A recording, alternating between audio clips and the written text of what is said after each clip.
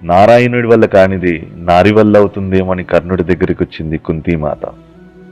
సంధి కోసం వచ్చావా కుంతీమాత?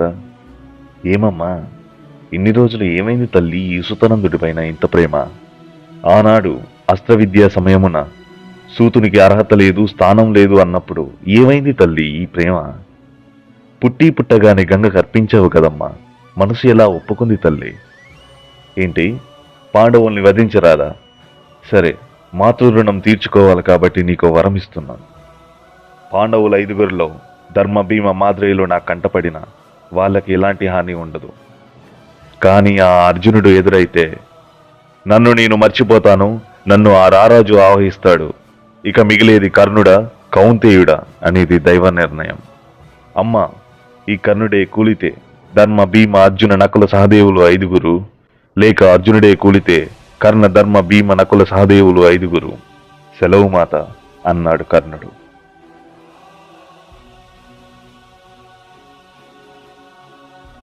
నారాయణుడి వల్ల కానిది నారి వల్ల అవుతుందేమని కర్ణుడి దగ్గరికి వచ్చింది కుంతీమాత.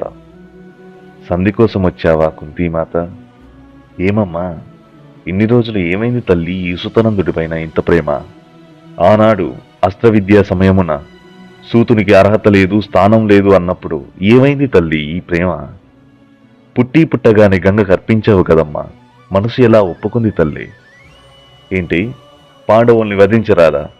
సరే, మాతృ రుణం తీర్చుకోవాలి కాబట్టి నీకో వరం ఇస్తున్నాను.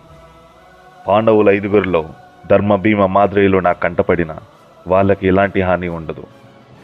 కానీ ఆ అర్జునుడు ఎదురైతే నన్ను నేను మర్చిపోతాను, నన్ను ఆ రారాజు ఆవహిస్తాడు, ఇక మిగిలేది కర్ణుడా, కౌంతేయుడా అనేది దైవ నిర్ణయం.